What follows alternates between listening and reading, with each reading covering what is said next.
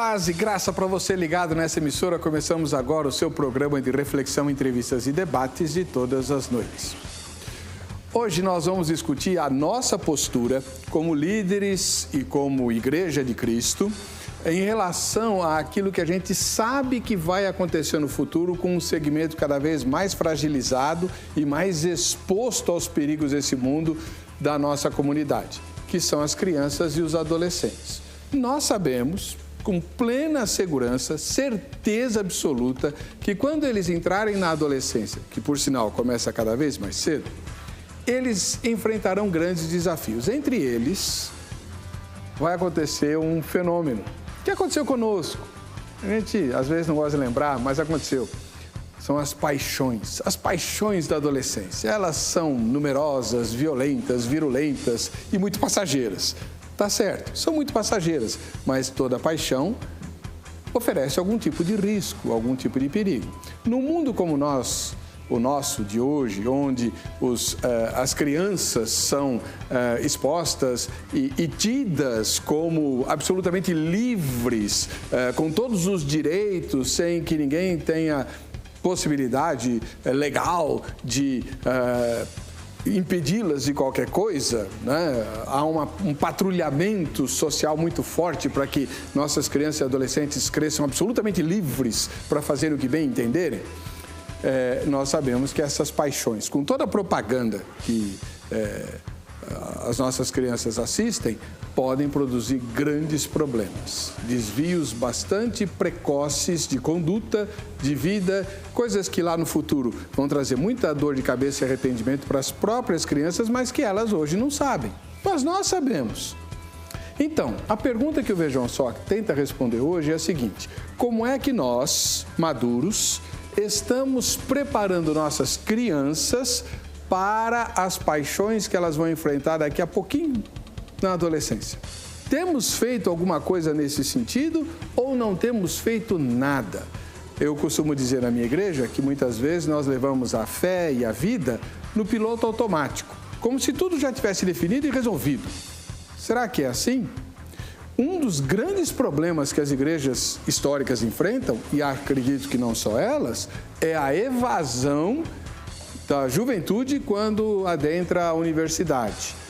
Nós sabemos que isso tem acontecido e até entendemos os motivos, mas o que é que temos feito para evitar? E agora, a evasão pode começar mais cedo, na adolescência, por conta das explosões e das paixões. Então tá bom, sabemos disso, isso vai acontecer.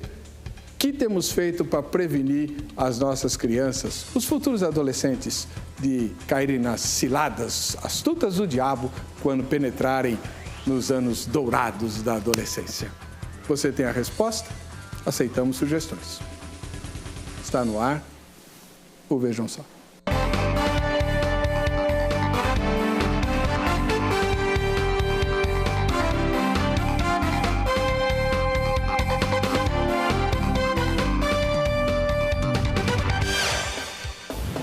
Olá!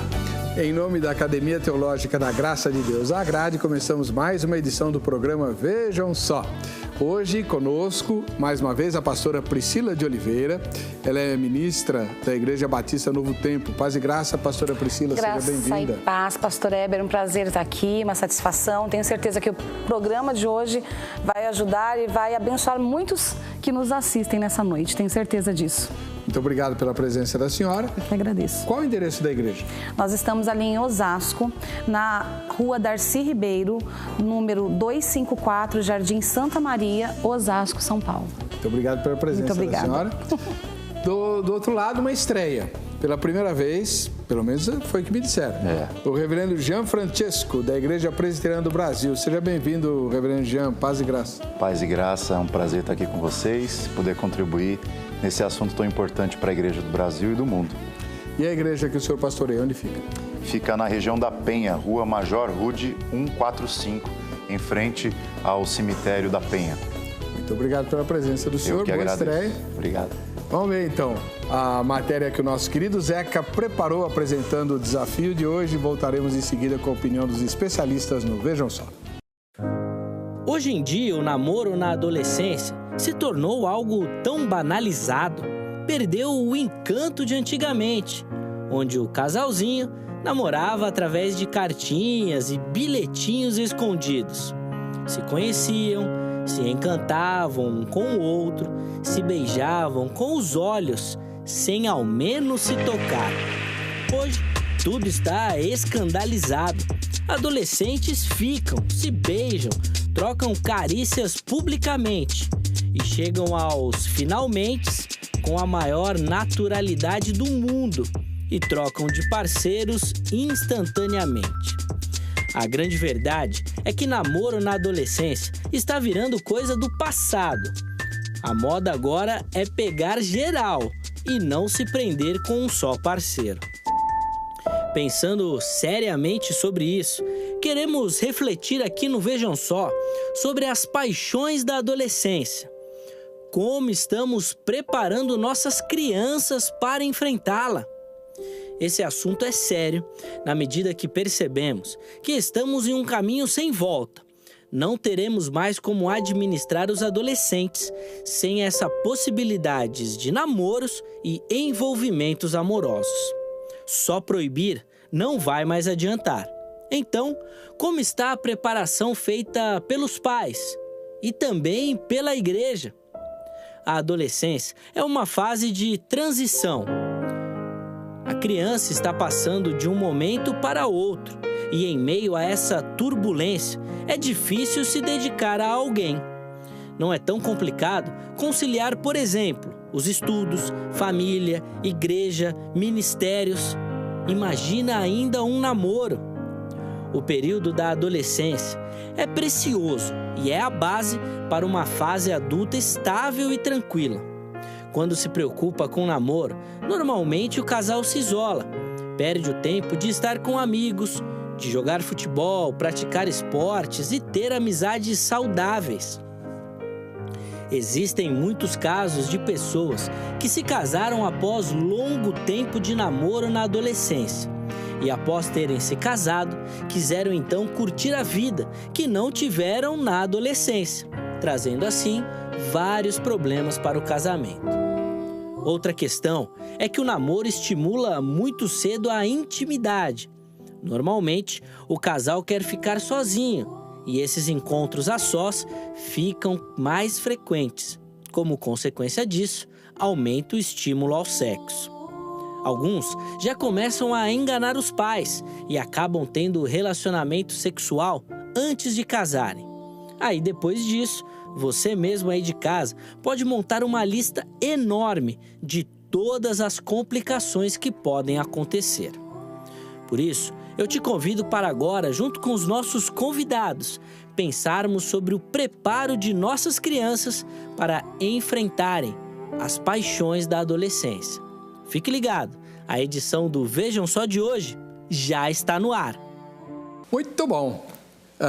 Agora a gente vai ouvir a opinião de quem lida diretamente com esse tipo de problema, com esse tipo de gente, com esse tipo de desafio.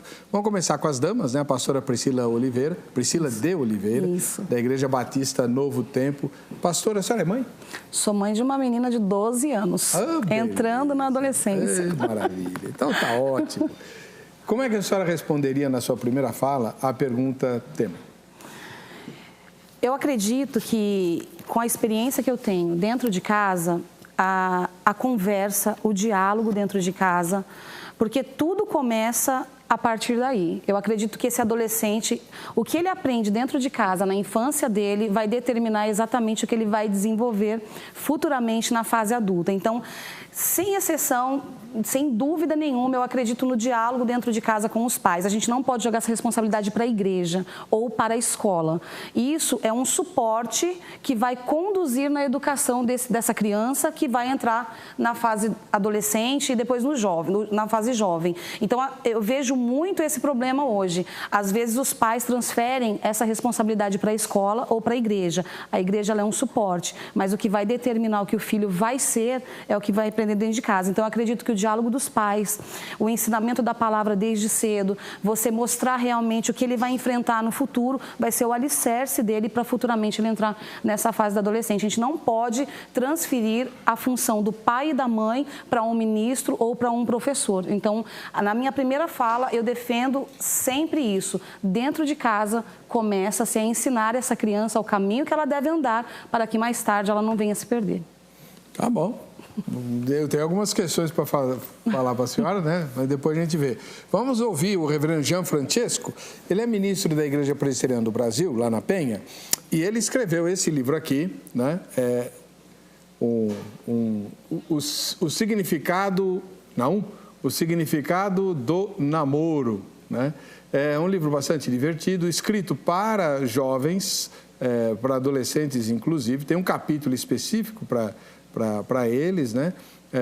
Muito bem editado. Parabéns, pastor, pelo trabalho, né? E eu queria saber por que o senhor escreveu. O senhor já é casado, tem filhos, e qual o motivo do livro? Aproveita e já responde se nós temos sido efetivos na educação das nossas crianças para enfrentarem as paixões da adolescência. Muito obrigado pela oportunidade. Eu escrevi esse livro em 2015, porque eu fui por 8 anos pastor de jovens e adolescentes.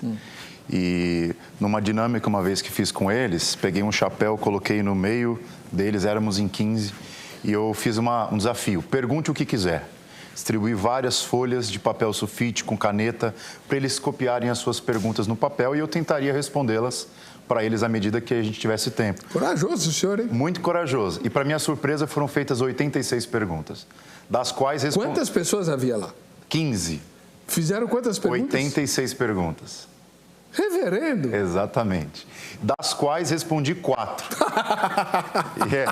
Exatamente. Cheguei em casa achando, acho que eu fiz um fracasso hoje, porque só consegui responder 4. Mas, para minha surpresa, obviamente, cremos na soberania de Deus, eu voltei para casa, peguei as perguntas, digitei no meu computador, classifiquei elas por assuntos e falei o ano inteiro sobre 70% das coisas que estão nesse livro. Porque a maior parte das dúvidas deles era em relação a namoro, ficar, sexualidade, virgindade, casamento e tudo que você possa imaginar que orbita em torno dessa temática. E foi por causa disso que eu comecei a escrever esse livro.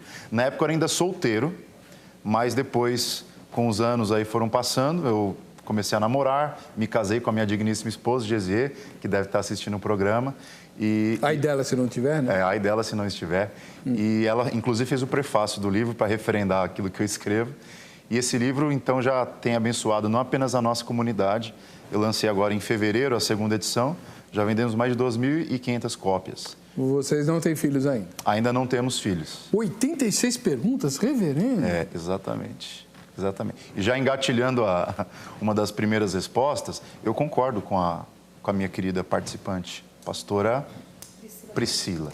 Porque, às vezes, a gente, como pastor, não tem como fazer para educar adolescentes e jovens que já chegam completamente viciados e programados na área da sexualidade. A gente é um suporte, a gente é uma ajuda.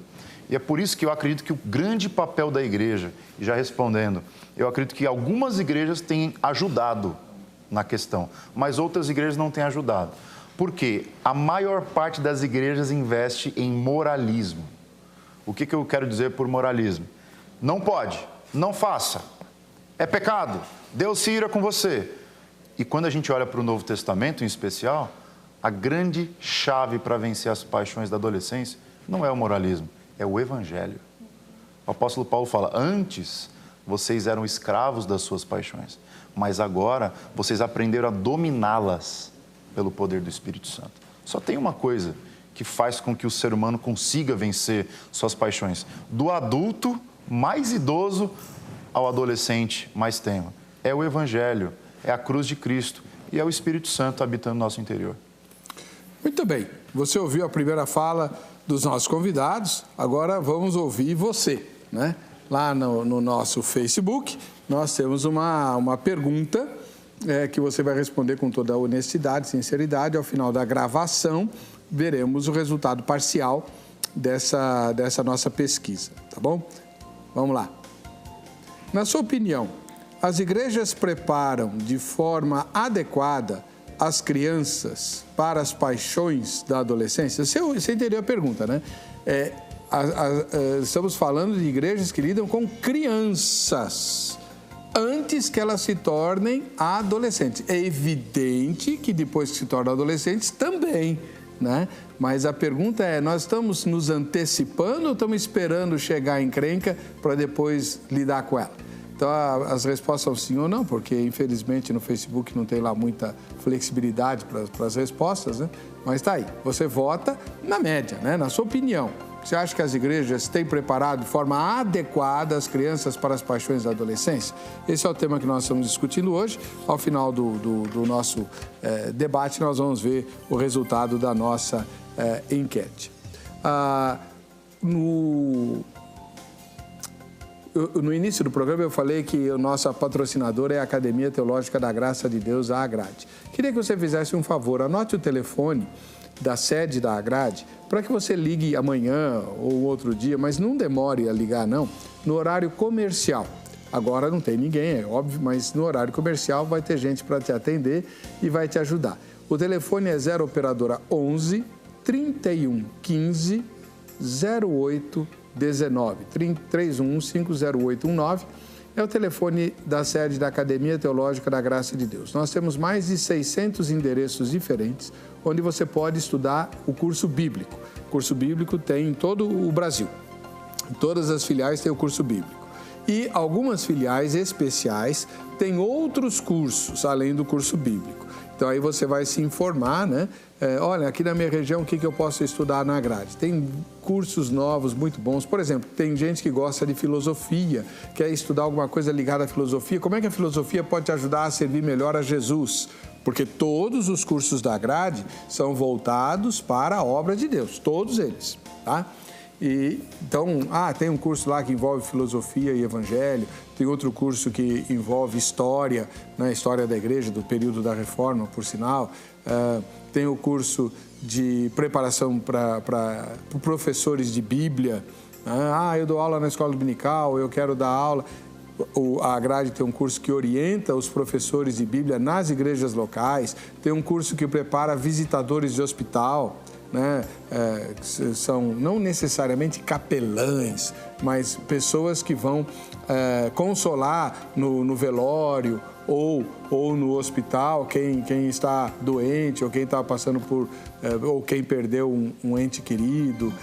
Tem curso de música para quem quer tocar e tem curso de canto para quem quer cantar, tem curso de louvor para quem administra a adoração ou ministra a adoração. Tem um monte de cursos novos na grade. Você deve realmente ligar e se informar direitinho, tá bom? 0 operadora 11 315 0819, fora os cursos já antigos, né? Inglês, espanhol, usando a Bíblia como livro de texto, gestão eclesiástica, que é um curso novo também, mas muito bom, extremamente útil. Você liga lá e você se informa.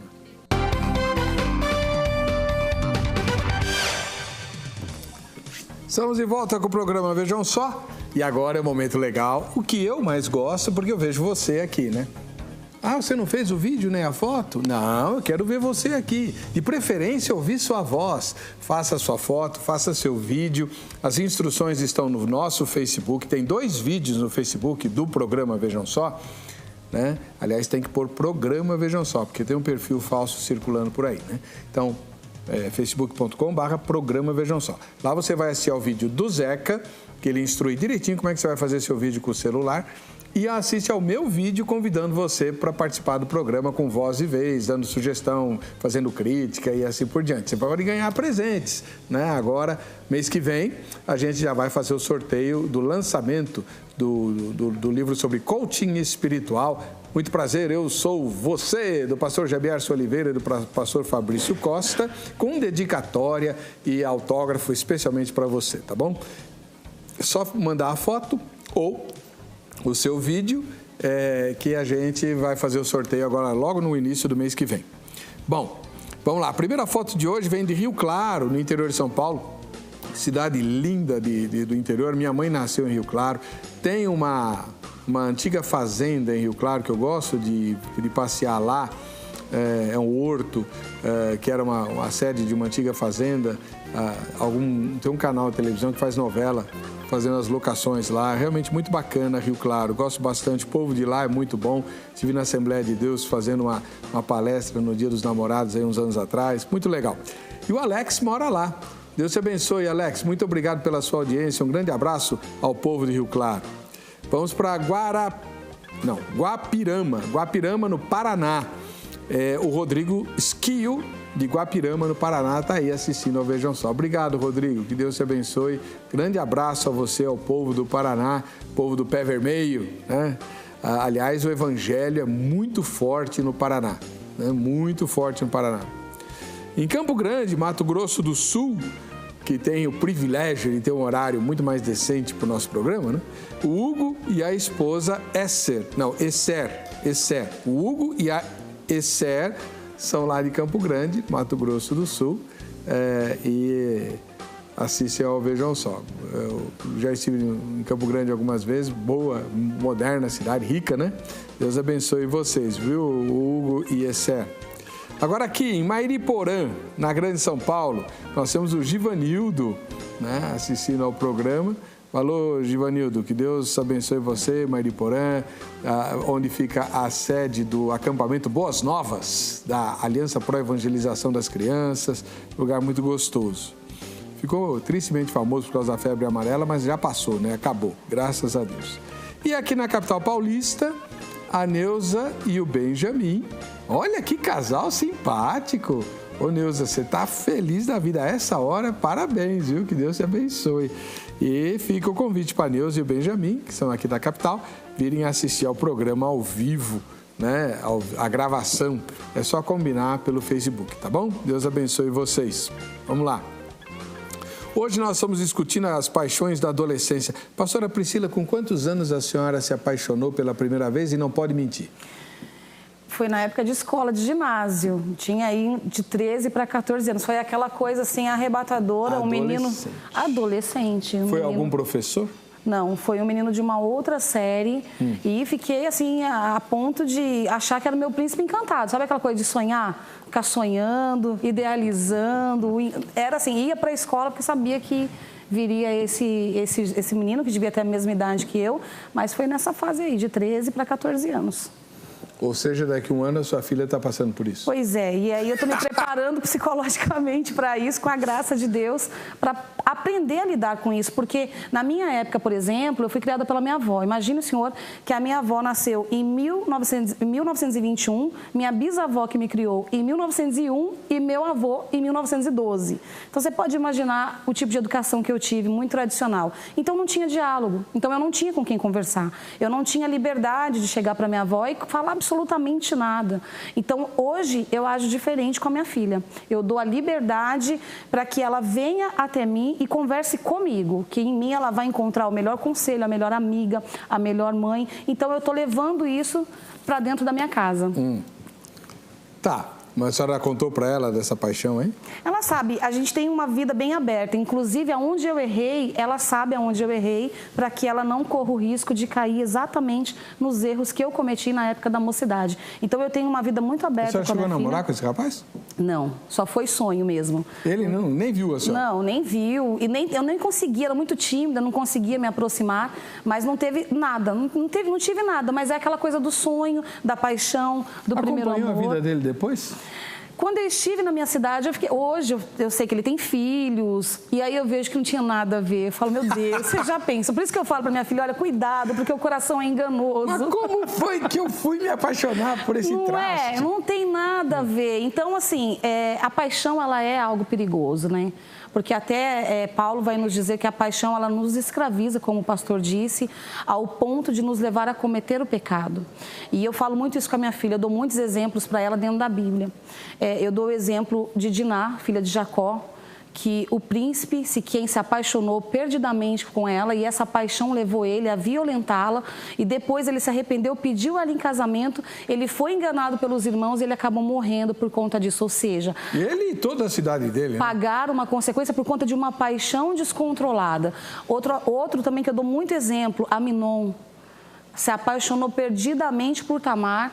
Depois que ele conseguiu realizar o desejo dele, ele tomou nojo da irmã a ponto de trazer uma consequência de o outro irmão Absalão acabar matando este irmão. Então veja o risco de uma paixão desenfreada, de uma paixão descontrolada. Ela traz consequências não só para a sua vida, mas ela traz consequência para todos que estão à tua volta. Então eu converso muito com ela com relação a isso. E o senhor, reverendo Jean? Homens são mais tranquilos, mais cerebrais, mais ponderados, mais equilibrados, né? A nossa primeira paixão vai acontecer com uns 27, 28 anos, não é assim? Eu tenho 27 e eu estou casado, então eu acho que a teoria falhou aí. A minha primeira paixão, obviamente, foi na adolescência, lá com uns 11 anos, mas foi um tiro errado, como a gente costuma dizer. Quem era a... Era a menina da escola, naquela época não tinha como ser outra, né? Era a menina da escola. E você se apaixonou por professor? Não. Graças a Deus, não. Porque as minhas professoras eram todas acima dos 50. Então, fugi dessa. Eu me apaixonei por professoras. E elas não eram bonitas, não. Mas talvez tenha uma explicação para isso. Não, lógico que tem. Eu não sou nenhum doido. Tem uma explicação. Qual porque, é? assim, eu vejo muito essa questão de um menino... Até já tive relatos na igreja de um menino que estava perdidamente apaixonado pela professora porque enxergava nessa professora um afeto maternal que ele não tinha dentro de casa. Então, esse afeto, essa carência, essa ausência maternal foi transferida para um amor, uma paixão por uma professora que acabou, na consciência dele, trazendo o que ele não tinha dentro de casa. Bom, então, a gente está falando tudo isso para mostrar que, em primeiro lugar, as paixões da adolescência são uma realidade, não é fantasia, não é invenção, não é bobagem, E elas são perigosas. Elas podem, especialmente no tempo que nós vivemos hoje, onde os jovens vivem sem limites e sem freios, essas paixões podem produzir tragédias, né? Como a pastora mencionou aqui. Agora, pastora, isso não é a sua primeira fala. A senhora mencionou a importância do diálogo dentro de casa e tal, tarará. A senhora começou ressaltando a importância do diálogo dos pais com os filhos. Então, a pergunta que eu lhe faço é a seguinte: por que é tão difícil em casa esse diálogo, se ele é tão importante? Eu acredito que os pais, eles acabam, como o pastor mesmo mencionou aqui, coloca aí no piloto automático e deixa aí, fecha os olhos, faz de conta que não está vendo nada. Para o pai e a mãe, às vezes isso se torna mais cômodo. Por quê? Porque uma criança hoje, um jovem de hoje, ele não tem a mentalidade que nós tínhamos. Eu tenho 38 anos, há 30 anos atrás, a mentalidade dos pais de hoje, os filhos, eles são bombardeados o tempo todo por internet, por mídia, por influência, por música, eles são bombardeados. E o pai, para privar esse filho disso, ele vai ficar chateado. O filho hoje, ele ameaça o pai. O pai fica com medo do filho ir embora. Então, eu acredito que essa pressão, isso que implantaram hoje, de que o pai talvez não tenha o direito de educar o teu filho, e eu discordo, porque quem educa é o pai, quem educa é a mãe, eu acredito que esse diálogo acaba ficando um pouco difícil, porque os pais fecham os olhos com medo de perder, com medo de magoar. Porque o mundo está muito perigoso, então melhor estar dentro de casa, na internet, no celular, vendo TV, do que estar na rua. Só que dentro de casa, com a internet, com a TV, esse filho está sendo muito mais bombardeado do que talvez se ele estivesse em outro lugar. Então, eu acho que essa educação, a forma que os pais têm educado os seus filhos, não esteja da maneira correta. Eu sou tradicional. Eu acredito na educação, que você tem que corrigir quando precisa corrigir, você tem que colocar de castigo quando precisa do castigo e tem que... Está vendo alguma coisa estranha? Chama para conversa. Eu acredito que os pais, eles têm dificuldade no diálogo porque eles não conseguem ter o domínio da educação na mão deles hoje. E o senhor, pastor, como é que vê essa questão do diálogo? A culpa é do pai e da mãe? Não sei se é a culpa, mas a responsabilidade, sem dúvidas. Eu tenho até uma história curiosa lá na minha comunidade. Bem no comecinho do meu ministério com adolescentes e jovens, eu comecei a explicar para eles, desde os 12 anos de idade, alguns até com 11, o quanto era necessário eles terem uma cosmovisão cristã a respeito da sexualidade. E eu enfrentei algumas barreiras, mas não por parte deles, por parte de alguns pais. Como assim? Inclusive, como um pastor recém-formado, né, com 22 anos, eu fui levado ao conselho eu fui levado aos presbíteros da nossa igreja, porque uma mãe disse que ela não queria que os seus adolescentes fossem expostos a esse tipo de conteúdo, falando sobre sexualidade, como se manter virgem e tudo mais. E, graças a Deus, o conselho entendeu a relevância do nosso ministério e, depois de alguns anos, aquela mãe também percebeu isso. Porque eu tive a oportunidade de explicar para ela que, na verdade, com 12 anos, os filhos dela, eram 2, já estavam completamente expostos à sexualidade da maneira errada. Mas ela achava que eles não sabiam nada? Ela achava que os filhos eram santinhos. Que eles nunca tinham visto pornografia na vida, que eles nunca tinham visto... Ela achava que eles nunca tinham falado um palavrão na vida. E essa é a ilusão que a pastora estava falando, de deixar no automático como se os filhos fossem se educar automaticamente. Isso é um grande equívoco. E, inclusive, Heber, eu estava falando do livro que eu escrevi para essa faixa etária, eu indico a leitura dos 10 anos. A partir dos 10 anos, já pode ler, porque eu acredito que hoje, com 10 anos de idade, um adolescente já é discipulado pelo YouTube, pelos canais do YouTube. Ele sabe tudo sobre sexualidade na perspectiva da nossa cultura.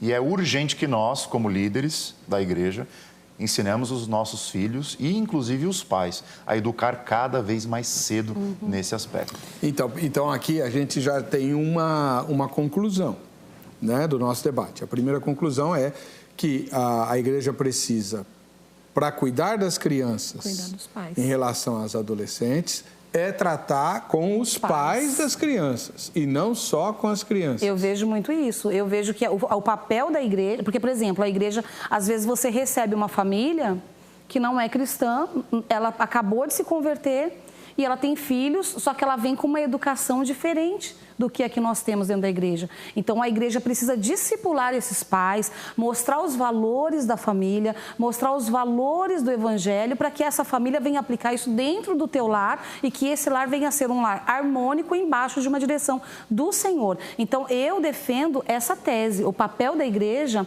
é estruturar a família começando pelas colunas, que é o pai e é a mãe. E aí tudo flui bem. Inclusive, Heber, eu concordo com a pastora, porque eu não vim de família cristã. E quando a gente começou o ministério com adolescentes, éramos em 15. Depois de 4 anos, éramos em 120. E a maior parte dos meninos que vieram não tinha família cristã. E foi justamente quando a gente refletiu sobre isso, por causa da demanda, precisamos discipular os pais para andar em convergência com a gente. Uma série de pais entregaram suas vidas para Cristo.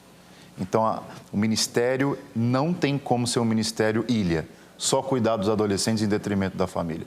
Tem que ser um ministério em convergência. E quando você faz bem feito, obviamente, vai dar trabalho dobrado, triplicado, mas vai dar fruto na certa. Mas vai dar trabalho, mas aí você precisa de uma equipe. O que eu acho, a grande fraqueza, eu creio, da igreja hoje, uma das grandes fraquezas da igreja brasileira é o personalismo, né? Então, você tem um líder na igreja, que é o líder, o cara que sabe tudo, que faz tudo, que é o ungido e tal, blá, blá, blá. Mas ele prega só. Né? É o preparo dos discipuladores. Precisamos ter uma equipe, né? um pastor muito bom, ou de preferência mais de um pastor e uma pastora, trabalhando com as crianças e os adolescentes, um pastor e uma pastora, se possível, trabalhando com os adultos, para fazer com aquilo que você falou, de ministério convergente, né? Para que a gente tenha resultado. Porque senão cada um vai dar um tiro para um lado e... Verdade. Eu me preocupo também com algum posicionamento da igreja hoje em dia. E isso tem me preocupado muito porque a igreja, para prender jovens e chamar a atenção de jovens para dentro da igreja, tem se adequado e se adaptado a costumes que tem lá fora, trazendo esses costumes para dentro da igreja. E nós sabemos que o maior erro de Israel foi muitas vezes trazer costumes estrangeiros para dentro de Israel, ao qual o Senhor abominava terrivelmente. Então, eu tenho me preocupado muito com a forma que a igreja está levando isso. Eu até preguei esses dias, eu falei, eu não quero uma igreja cheia de pessoas vazias. A gente precisa ter uma igreja curada, estruturada e sarada. Porque quando a igreja ela é estruturada... Mas, pastora, dá um exemplo, ou alguns exemplos do que a senhora acha que está acontecendo. Por exemplo, o funk gospel, o arraiá gospel. Eu preciso fazer festa para jovem. Eu preciso, porque se eu não fazer alguma coisa aqui para o jovem, ele vai encontrar lá fora. Mas para isso, a gente tem a gente pega festas e traz para dentro da igreja. Esses dias mesmo eu ouvi um depoimento de uma pastora que fez um funk gospel e entraram pessoas com latinha de bebida achando que era uma festa secular. Funk dentro da igreja. Existe isso? Existe. Acredite se quiser, existe. Mas com dança? Com dança. Agora, isso me preocupa muito. Como assim? Mas espera aí, a dança do funk não tem como ser gospel? Mas tem igrejas que têm se adequado a esse costume. Impossível, irmã. Tem, pastor. Eu tô te falando, coloque no YouTube quando o senhor sair daqui. Não, eu vou fazer isso. Senhor, coloque lá funk igual. Minha filha deve estar tentando deve ser comédia. Não é. É louvor mesmo, é festa. Que louvor? Para com isso, está amarrado em nome de Jesus. Que louvor. Quem está me assistindo aqui, acho que o senhor deve estar abismado, mas a realidade de muitas igrejas hoje é essa. Dança não dá. Eu também concordo contigo, mas quem está assistindo em casa pode até comentar. Tá riscado a questão do funk. As outras coisas que ela mencionou, o que o senhor acha? Está errado? A igreja não pode fazer? Festa com o jovem não pode? Tem que fazer só enterro? Interessante. Eu acredito que quando fala sobre adolescentes, jovens, ministérios de faixa etárias, a igreja ela comete dois equívocos principais, que são dois extremos. Algumas igrejas, elas tentam se aculturar se adequar. E simplesmente mudar o rótulo. Gospelizamos a cultura. Samba gospel, rock gospel. Mas continua com o conteúdo podre. Por outro lado, a igreja, ela vira uma bolha. E você simplesmente nutre a atitude moralista. Não pode, isso está errado. Vou dar um exemplo. Quando eu comecei o ministério lá, eu perguntei para uma menina, que já estava com uns 16, 17 anos, por que é errado ter relação sexual antes do casamento? Sabe qual foi a resposta? Porque meu pai, que é presbítero, disse que é errado. Falei, mas qual é a base bíblica? Eu não sei. Meu pai falou, ele é presbítero. É isso que eu preciso saber. É o outro lado, é o moralismo. Mas, Éber, nem a aculturação, nem o moralismo. É o evangelho. É explicar o que a Bíblia diz, por que a Bíblia diz isso e como a gente pode vencer isso. E é a graça. É o evangelho, é a cruz de Cristo. Então, a gente vê como...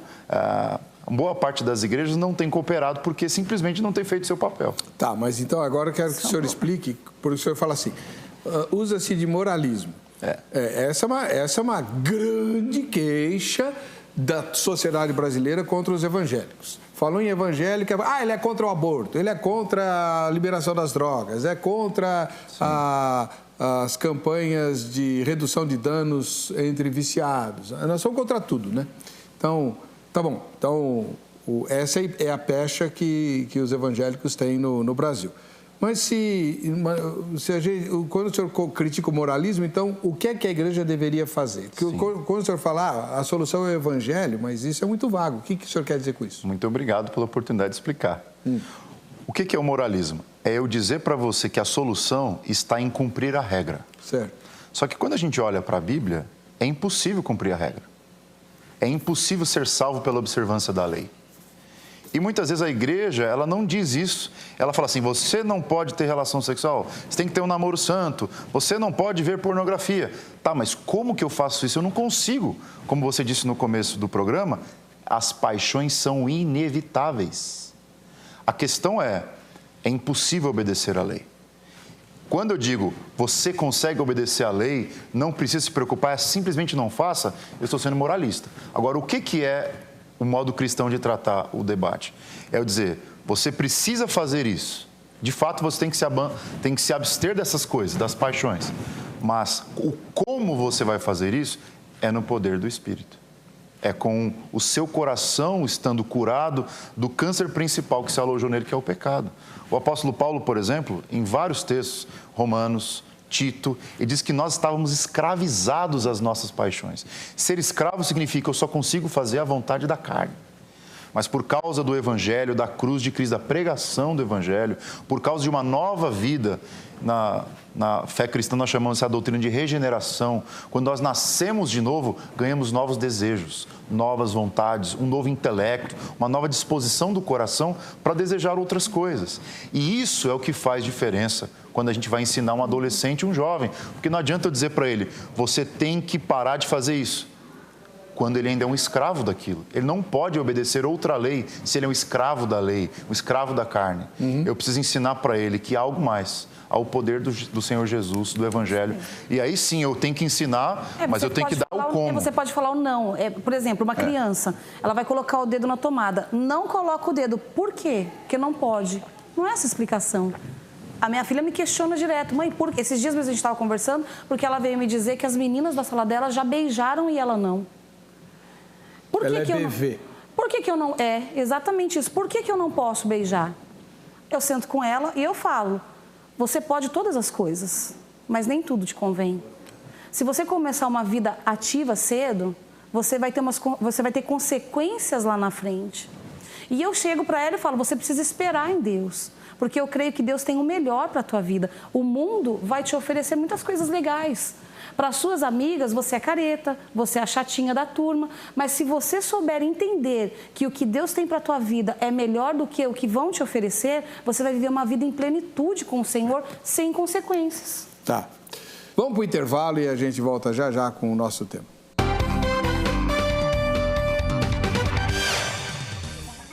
Estamos de volta com o programa Vejam Só, hoje discutindo a questão se nós estamos preparando nossas crianças para enfrentar as paixões da adolescência. Nós temos aqui o reverendo Gianfrancesco, da Igreja Presbiteriana do Brasil, que escreveu inclusive um livro a respeito do significado do namoro e tal. Reverendo, me explica uma coisa, por que as crianças querem namorar? Bom, primeiro elas querem... Crianças. Primeiro elas querem namorar porque já na infância você tem libido. Desejo. Número 2, elas querem namorar porque está na moda. Os amigos da escola, o entorno, seja no lugar onde a pessoa mora, na internet, isso o tempo todo se veicula que você tem que se apaixonar o mais cedo possível. Você vê os filmes, crianças se apaixonando. Então, o tempo todo, a cultura, ela tenta dizer para as crianças que é normal você se apaixonar. Inclusive, os pais, muitas vezes, incentivam as crianças a se apaixonar. Vê a criança beijando na boca, ai, que bonitinho, elas estão apaixonadas, quem sabe vão se casar. Então, você perceba, tem uma teia por trás da coisa. Não é simplesmente um fator ao acaso. Tem uma teia por trás que está levando a criança diante da paixão, mais cedo. Porque paixão ela vai ter mesmo. Tá. Agora, a senhora no bloco anterior falou, né, sua filha fica... a senhora tem um diálogo muito aberto com ela, a menina tem quantos anos? 12 anos e tal. E ela quer saber por que ela não pode dar o primeiro beijo, já que todas as amigas dela já beijaram e ela é estigmatizada como boca virgem, né? O famoso BV. E o que tem de mais se todo mundo beija? Aí a senhora falou que não, que ela tem que esperar em Deus e tal, papapá. Qual que é a pergunta, a indagação ou o receio de boa parte das jovens que obedecem ao que a senhora está falando, né? Que se guardam, não beijam, não ficam com ninguém e tal. Quando ela tiver idade adequada para namorar, por acaso o pretendente vai estar na mesma circunstância? Ela vai ter um rapaz que também se guardou, que também esperou, ou ela vai ter que engolir alguém que ficou como todo mundo fica, que beijou desde cedo e tal, e que depois falou, puxa, isso é errado, e valoriza ela porque ela é um tesouro. Mas aí ela sai no prejuízo. É essa a ideia que ela tem, não é? Até brinco com ela e brinco com as mulheres lá da igreja, que eu já oro por esse menino. Que eu não sei quem é, mas Deus sabe quem vai ser. Então eu já peço, Deus, guarda esse menino, esconda ele no teu jardim secreto, porque eu acredito muito no poder da oração. Eu acredito que eu consagrei a minha filha ao Senhor. Ela tem um privilégio que eu não tive. ela tem uma mãe e ela cresceu já no berço cristão, ela nasceu no berço cristão, eu não tive esse privilégio. Então, por isso que quando eu converso com ela, eu falo assim, Vitória, você tem uma oportunidade tão linda de fazer uma história diferente da minha, porque você está sendo educada embaixo de algo que eu não fui. Eu não acredito que ela vai encarar isso como um prejuízo. Porque eu agora conheci um rapaz que já pegou todo mundo e eu me guardei para ele. Eu não acredito que ela vai ter esse sentimento, porque é o que eu falo para ela. Não importa o que os outros façam, o que importa é a tua postura. É como o Senhor te vê. Cada um prestará conta dos teus atos. Então, não é porque o fulano fez, que o fulano faz, que eu preciso me colocar na posição. O que importa é a tua consciência. Antes de você ser submissa ao teu marido, você é submissa ao Senhor. Então, eu passo muito isso para ela. Eu acredito que ela não vai ter esse sentimento de que ela saiu no prejuízo pelo que eu falo com ela. É a consciência dela, é a conduta dela, é ela sabendo que ela está em paz com o Senhor, que ela fez o que deveria ser feito e que por ela ter obedecido, existe uma recompensa para ela. O senhor concorda, Reverendo?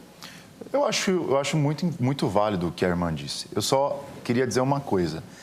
A gente precisa ensinar de forma um pouquinho mais concreta, não é uma crítica a ela nem nada, estou falando para a igreja. Por que eu não posso namorar com 12 anos?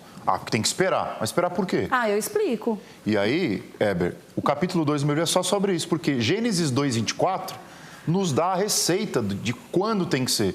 Não é uma questão de idade, não é uma questão de quando, é uma questão de você está preparado? Tem 3 princípios que todo adolescente precisa saber, jovem precisa saber, do que eu tenho que ter antes de começar um namoro. Primeiro, o texto diz lá, por isso deixa o homem pai e mãe, une-se a sua mulher, tornando-se os dois uma só carne. 3 princípios aqui. Número 1, responsabilidade precede relacionamentos. O homem só tem direito de pegar na mão de uma mulher, dar um beijo nela, quando ele tem a responsabilidade mínima de deixar a casa do seu pai e da sua mãe. A lógica é muito simples. Deixa a casa do pai e da mãe, então se une uma mulher. Agora, quantos adolescentes trabalham, têm o seu próprio dinheiro e têm condições mínimas de deixar a casa da mãe ou começar o trajeto para então ter responsabilidade e maturidade para ter uma mulher, para ter uma namorada? Pouquíssimos. Eu posso dar exemplo de algumas exceções, tanto da minha família quanto da igreja. Mas esse princípio é o básico. Responsabilidade primeiro, estudo, dinheiro, finanças, trabalho, isso primeiro. Depois, relacionamentos. O segundo princípio é, una-se a sua mulher. Unir, palavra aliança. Sua, pronome possessivo feminino, da ideia de pertencimento. É uma coisa que é para ser para sempre. Mulher, heterossexualidade, isto é, quando é para ter um relacionamento, é para ter como? É para ser um namoro de 15 anos? Não, é um relacionamento com vias de chegar ao casamento. E terceiro, tornando-se os dois uma só carne, que é o sexo. O sexo na Bíblia é uma dádiva a ser desfrutada no ambiente seguro do casamento. Olha os 3 princípios, as 3 etapas. Primeiro, deixa a casa do pai ou começa o trajeto sendo responsável. Encontre uma mulher que você queira casar e desfrute disso, com tudo que lhe é de direito da parte de Deus. Será que é isso que a gente faz? Não. A gente faz sexo na casa do pai, sem responsabilidade nenhuma e sem querer casamento. Como que a gente vai ter uma sociedade próspera? E aí, no caso, como a gente tem que ensinar com os adolescentes? Tem que falar, rapaz, não trabalha, não ganha dinheiro, não tem responsabilidade nenhuma? Amadureça primeiro, cresça primeiro. Eles me odeiam por causa disso. Então, mas eu preciso falar para eles. Mas aí não sei. Tanto na fala da pastora quanto na fala do senhor, reverendo, eu vejo que a gente transfere pro adolescente um peso muito grande, né? Na sua fala, não interessa o que os outros fazem, interessa que você seja a santa para viver aquilo que eu não vivi. A senhora falou isso, certo? Né? Na sua fala, não, você não pode, você tem condição de assumir uma pessoa, então você não pode nem pensar em namorar. Poxa, mas o meu sonho é ser médico. Vai levar 10 anos depois que eu entrar na faculdade para eu poder ser médico e ganhar meu primeiro salário. Então eu vou ficar 10 anos sem namorar? Não, começa o trajeto e já está se preparando para isso. Vou dar um exemplo. Quando eu dei uma dessas palestras, tinha um rapazinho que estava entrando no curso de medicina. E eu deixei bem claro, primeiro responsabilidade, depois relacionamento. Falou, Mas, pastor, eu vou ter 6 anos de medicina. O que eu vou fazer durante isso? Não posso namorar? Não, você pode. Porque esses 6 anos que você está na faculdade, por mais que você não tenha uma renda ainda concreta, é uma grande etapa de preparação. Você vai sair da faculdade já com uma garantia muito segura do seu sustento. E foi o que eu falei para ele, pode começar a namorar. No primeiro ano de medicina ele começou a namorar. Quando terminou o 6º ano, ele tinha casado com a menina. E eu fiz o casamento. A questão é muito simples. Quando você prepara o trajeto, o namoro deixa de ser um passatempo e vira um ensaio para o casamento. Então, aí agora a gente entrou num ponto que eu tinha anotado aqui. Hoje, em todo lugar, o namoro é visto como, inclusive incentivado pelos pais.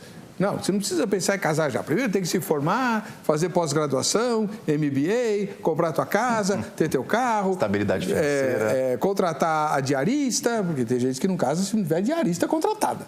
Né? E tal. Enquanto isso, vai namorando. Vai se divertindo. O namoro faz parte da diversão.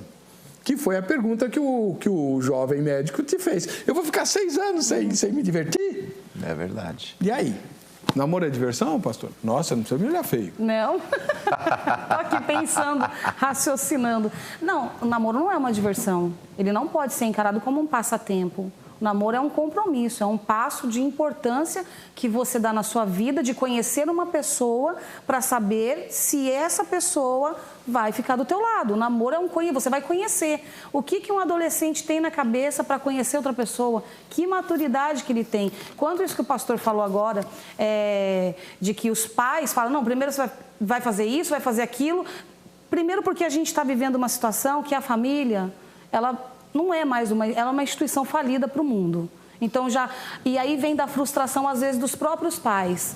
Eu casei, tive um casamento péssimo, não quero isso para você. Então minha filha não casa, não vai se envolver com homem porque é uma mulher traumatizada, uma mulher machucada, teve uma história arruinada, transfere esse trauma e transfere essa maldição para a vida da filha. Então essa filha vai crescer ouvindo, homem não presta, homem não cuida da mulher, o homem só machuca a mulher, e essa menina vai crescendo já com o emocional completamente deturpado, chegando na adolescência, às vezes até com raiva, não vou valorizar homem porque homem machuca. Aí ela vai e se coloca numa situação de vulgaridade. Começa a ficar com tudo quanto é menino para tentar pisotear e tentar se vingar. Então, assim, tudo está relacionado ao pai e à mãe. O homem casa com uma mulher, infelizmente teve um casamento destruído, transfere para o menino, que mulher não presta, mulher só quer o dinheiro da gente, mulher é isso, mulher vaidosa. O menino cresce ouvindo isso. O menino chega na adolescência achando que mulher é tudo igual. Então, se mulher é tudo igual, eu vou passar o rodo geral e não vou respeitar ninguém. Então, isso tudo está relacionado à conduta dos pais.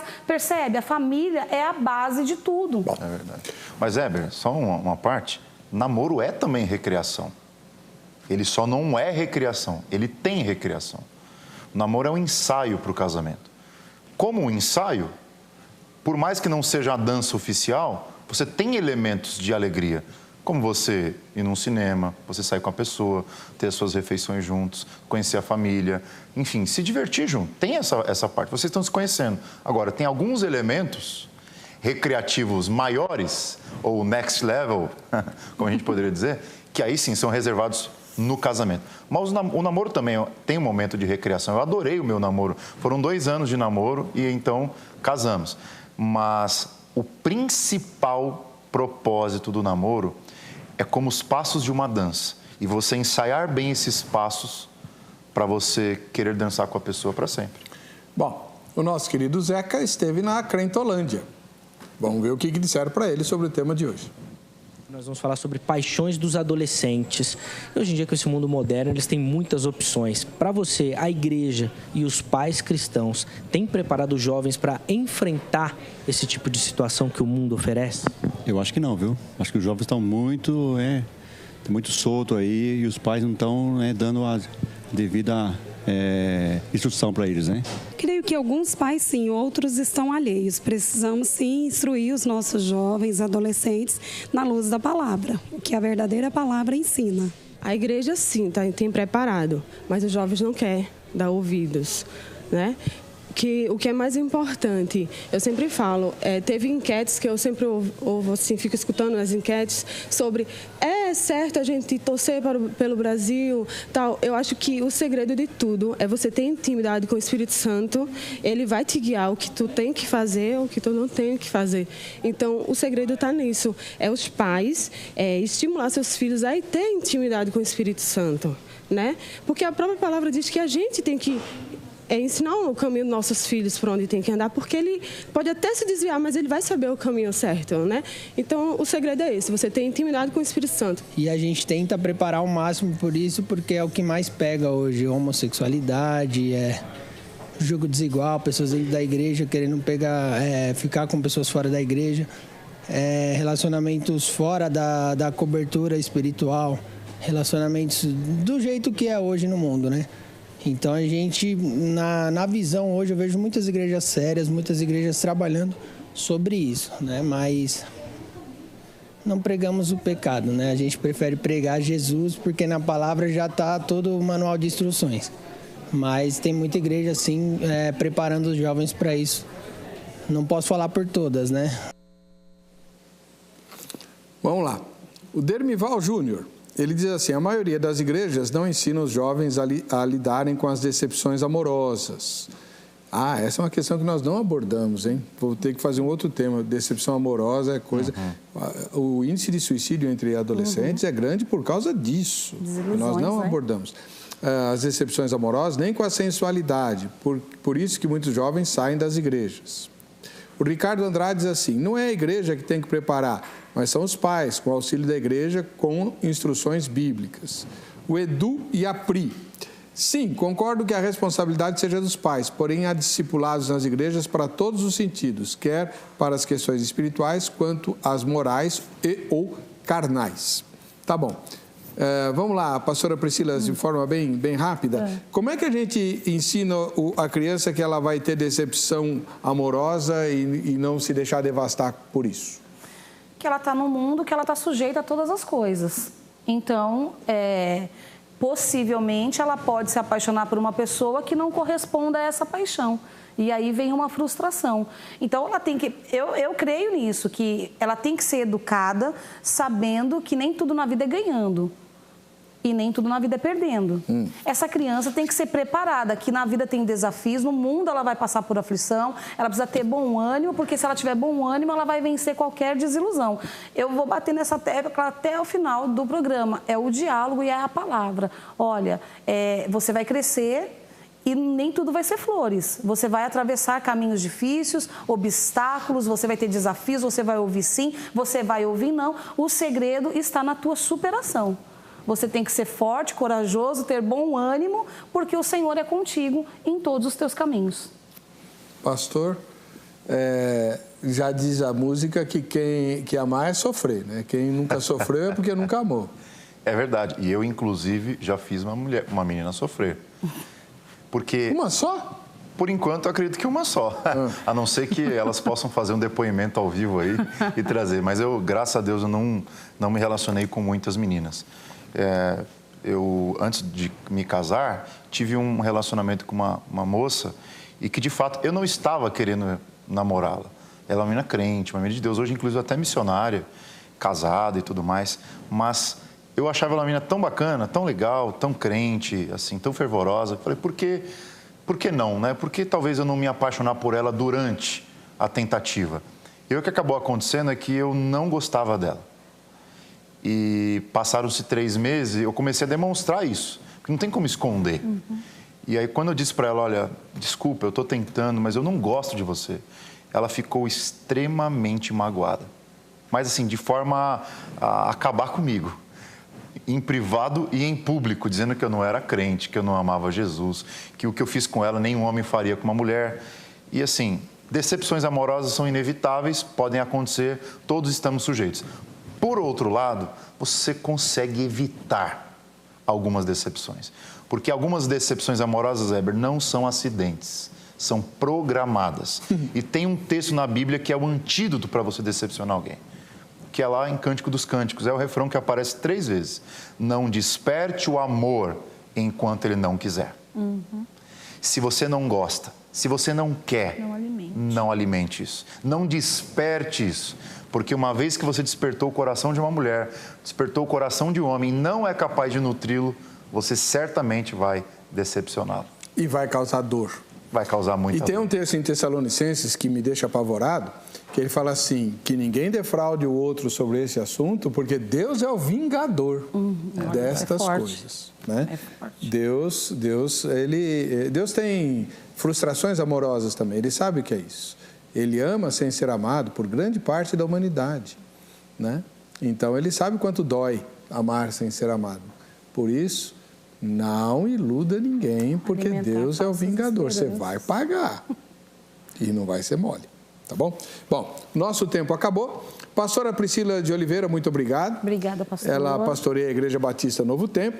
Reverendo Jean Francesco, pastoreia a Igreja Presbiteriana do Brasil. Muito obrigado. Eu que agradeço. O contato desses dois irmãos está no nosso Facebook, para que você possa convidá-los para palestras, reuniões com os pais, reuniões com os próprios adolescentes, enfim, você viu que eles têm muito para oferecer nesse sentido. Vamos ver o resultado da nossa enquete? 94% diz que a igreja não prepara de forma adequada, né? Que lavada, misericórdia, né? E foram mais de 700 votos, tá? Por enquanto. A gente se vê no próximo Vejam Só. Até lá.